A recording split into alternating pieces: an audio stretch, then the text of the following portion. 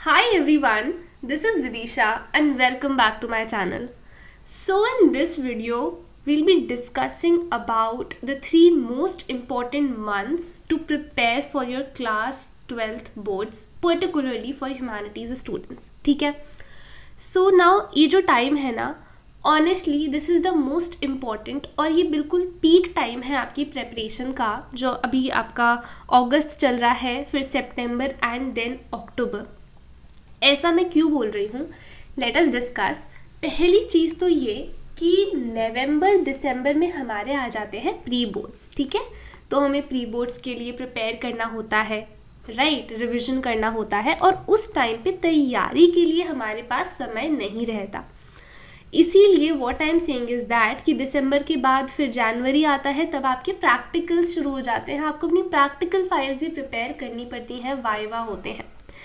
ठीक है, so what I am saying is that कि अक्टूबर तक मेक श्योर कि आपका सिलेबस कंप्लीट हो जाए. ठीक है, कब तक? अक्टूबर तक. एंड ट्रस्ट मी, ये बिल्कुल पीक टाइम है. अक्टूबर, ज़्यादा से ज़्यादा मिड नवंबर, दैट्स इट. उससे ज़्यादा आपका सिलेबस एक्सटेंड नहीं होना चाहिए. समझ रहे हो? अब बात करते हैं कि पढ़ना कैसे है, बिकॉज अगर ये 3 महीने आप अच्छे से यूटिलाइज कर लेते हैं, then trust me your class 12 boards are sorted.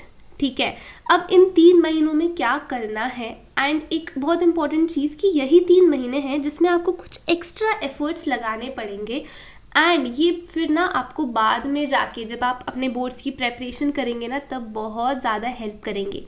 क्या ये एफर्ट्स हैं, किस तरह से पढ़ना है, कैसे सिलेबस कंप्लीट करना है, how to go about it, सारी चीज़ें मैं इस वीडियो में डिस्कस करूँगी. सो पूरी वीडियो एंड तक देखनी है.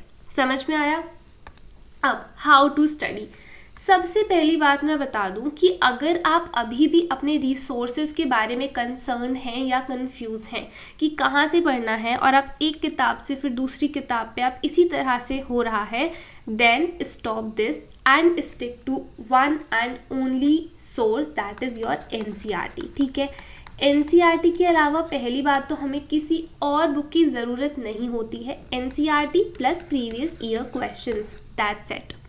ठीक है, एंड अगर आप एनसीईआरटी के अलावा कोई और बुक, रेफरेंस बुक या गाइड आप यूज़ भी कर रहे हैं, then stick to that one book. ठीक है, डोंट थिंक कि अच्छा उसके पास ये है, हो सकता है वो ज़्यादा अच्छी हो तो वो भी ले लेते हैं. ऐसा नहीं करना, सिर्फ एनसीईआरटी से पढ़ना है. And in case if you are using, वैसे तो कोई ज़रूरत नहीं है, बट जैसे इकोनॉमिक्स में आप यूज़ कर रहे हैं अगर, then stick to one book. ठीक है, एक बुक के अलावा उससे ज़्यादा किताबें हमें यूज़ नहीं करनी.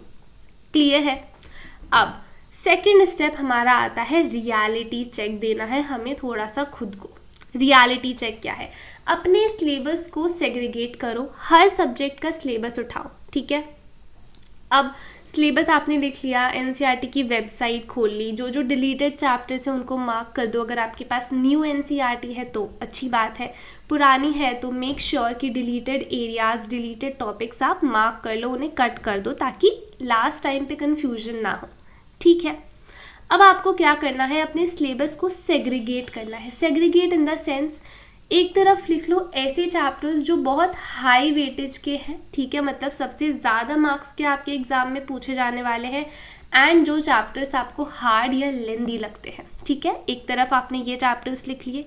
दूसरी तरफ आपको लिखने हैं ऐसे चैप्टर्स जिनकी वेटेज बहुत कम है और आपको बहुत ईजी लगते हैं. ठीक है, ये चैप्टर्स आपके हो सकते हैं जैसे बिल्कुल जो इनिशियल चैप्टर्स हैं आपके. ठीक है, वो आपको इजी लग सकते हैं बिकॉज अभी तक आपने 2-3 बार वो चैप्टर्स पढ़ लिए होंगे. सो अपने अकॉर्डिंग आप ये सेग्रीगेशन करेंगे.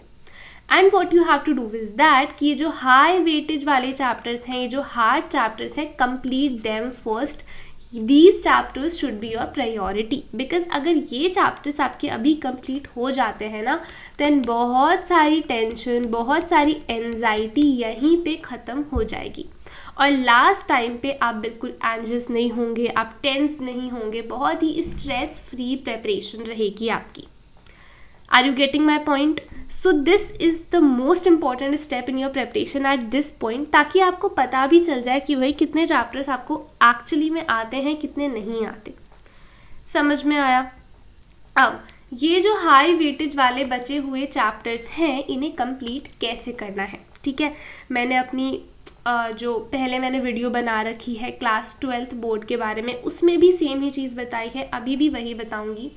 सबसे पहले आपने क्या करा, वीडियो एक्सप्लेनेशन देख ली, एक्सप्लेनेशन के साथ साथ आपने अपनी एनसीईआरटी रीड करी है ना। वीडियो चल रही है, आप एनसीईआरटी रीड कर रहे हैं, इंपॉर्टेंट पॉइंट्स मार्क कर रहे हैं, फर्स्ट स्टेप। सेकेंड स्टेप आपका हो जाएगा, उसके जस्ट बाद जाके आपको प्रीवियस ईयर क्वेश्चंस देखने हैं।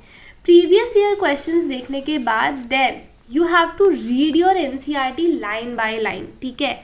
ये जो आपने प्रीवियस ईयर क्वेश्चंस देखे ना, इसी पॉइंट ऑफ व्यू से अब आपको अपनी एनसीईआरटी पढ़नी है, because now you have an clear idea कि भाई सीबीएसई आपसे क्या पूछेगा, किस तरीके से पूछेगा, कौन सी टॉपिक से सबसे ज़्यादा क्वेश्चंस आते हैं, दैट इज़ मोस्ट रिपीटेडली कौन सा टॉपिक पूछा जाता है। तो ये सारी चीज़ें आपको इस टाइम पर आके बिल्कुल क्लियर हो जाएंगी अगर आपने प्रीवियस ईयर क्वेश्चंस अच्छे से कर लिए तो, ठीक है। अब आपने अपनी एनसीईआरटी लाइन बाय लाइन पढ़ ली, don't miss this step of reading NCERT, ठीक है। आप एक बार को वीडियो एक्सप्लेनेशन मत देखो, बट खुद से एनसीईआरटी पढ़नी ज़रूर है, मोस्ट इम्पॉर्टेंट स्टेप। समझ में आ रही बात। नाउ एनसीईआरटी पढ़ने के बाद make your own notes.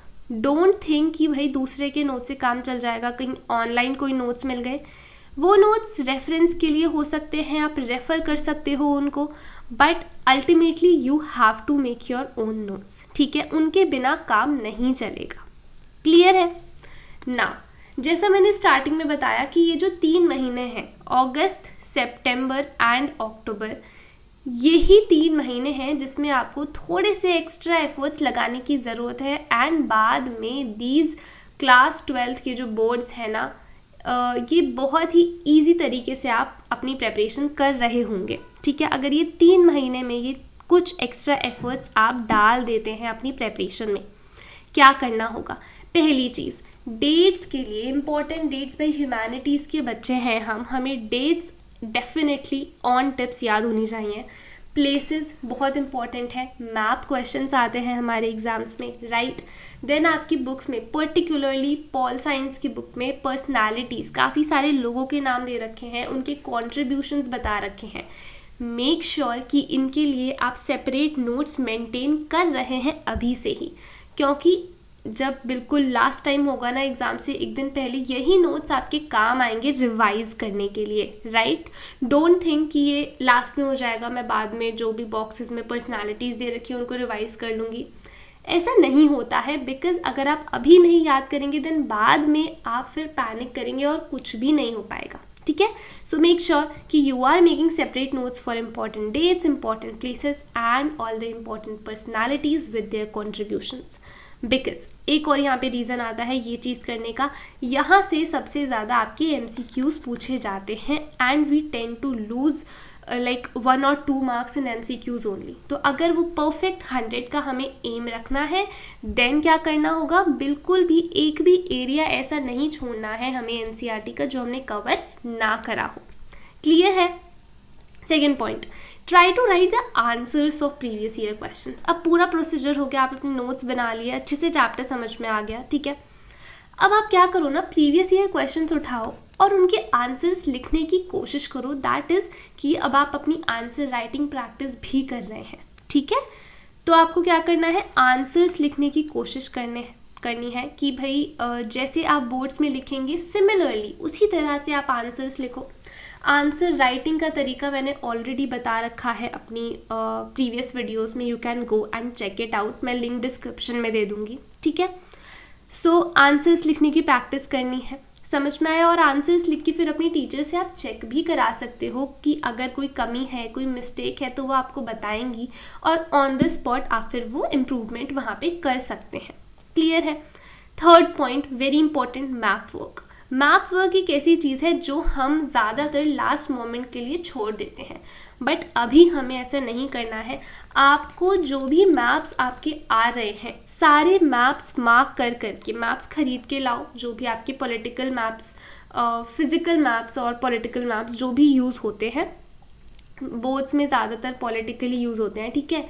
So go to stationery, purchase those maps, and जो भी मैप वर्क आपके जिस भी चैप्टर से आ रहे हैं, सो चैप्टर वाइज मैप में मार्क करो। एंड आप अपनी एनसीईआरटी में ही पेस्ट कर सकते हो, अलग से एक फाइल में भी रख सकते हो, बट कीप देम, ठीक है। ऐसा करके अभी ही रख लो ताकि लास्ट टाइम पे कोई कन्फ्यूजन ना हो, कोई बिल्कुल हपड़ दपड़ ना हो, बहुत ही स्ट्रेस फ्री प्रेपरेशन आप कर पाओ अपने बोर्ड्स के टाइम पे। क्लियर है?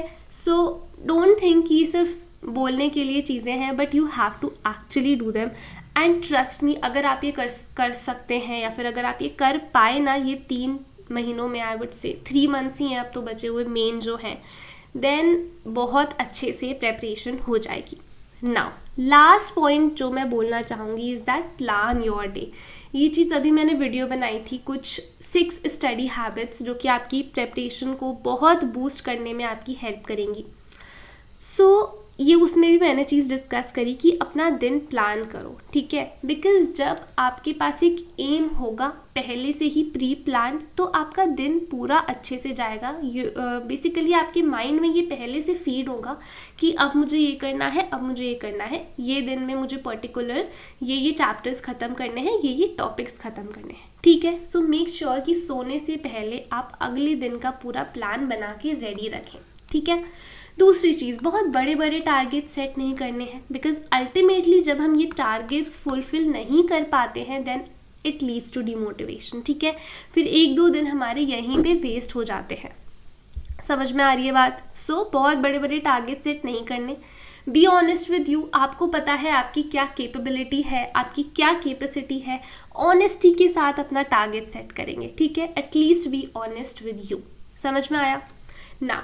अब ये जो आप डे प्लान करोगे ना, इसमें keep a combination of subjects, कि एक हार्ड सब्जेक्ट, एक इजी सब्जेक्ट, ठीक है। सपोज आपको इकोनॉमिक्स और हिस्ट्री दोनों सब्जेक्ट ऐसे हैं जो हार्ड लगते हैं, एक दिन इनको नहीं करना है, एक दिन में ही दोनों सब्जेक्ट के टॉपिक्स को नहीं आपको प्लान करना है, ठीक है।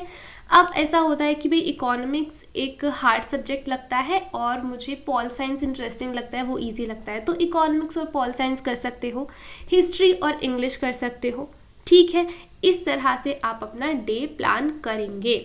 2 हार्ड सब्जेक्ट्स नहीं करने, ऐसे 2 सब्जेक्ट्स जो आपको थोड़े बोरिंग लगते हैं या पढ़ने में उतना मज़ा नहीं आता, ऐसे सब्जेक्ट्स नहीं रखने साथ में। एक आपका फेवरेट सब्जेक्ट, एक आपका नॉन फेवरेट सब्जेक्ट्स, ऐसे करके आप अपना कॉम्बिनेशन बना सकते हो, ताकि आपकी जो प्रेपरेशन है, आप पूरे दिन एक हाई एनर्जी पे आप वाइब्रेट करेंगे, ठीक है, और अच्छे से आप सारे चैप्टर्स, सारे टॉपिक्स कवर कर पाएंगे। क्लियर है? So this was the last point जो मुझे डिस्कस करना था, कि अपना दिन पहले हमें प्लान करके रखना है। किस तरह से प्लान करना है वो मैंने बता दिया, ठीक है। सो आई होप कि ये वीडियो आपको बहुत ज़्यादा हेल्पफुल लगी होगी। एंड ट्रस्ट मी गाइज, अक्टूबर तक मेक श्योर कि आपका जो सिलेबस है वो ख़त्म हो जाए, बिकॉज यहाँ प्री बोर्ड्स में बिजी हो जाएंगे, फिर आप अपने बोर्ड्स प्रैक्टिकल्स में बिजी हो जाएंगे, ठीक है। आपको प्रैक्टिकल फाइल्स बनानी पड़ेगी, वाइवा होंगे, ये सारी चीज़ें चलती रहेंगी। समझ में आया? सो ट्रस्ट मी, अगर ये सारी टिप्स फॉलो करते हैं देन बहुत ईजीली प्रेपरेशन आपकी हो जाएगी एंड बहुत अच्छे मार्क्स आएंगे सभी के। सो मेक श्योर कि ये सारी टिप्स आप फॉलो करें, and I hope that this video helped you and you like this video, and if you did then please hit the like button, subscribe to the channel, and make sure that you hit the bell icon so that you can receive the updates of all my upcoming videos. Thanks for watching. See you in the next video. Till then, take care and bye bye.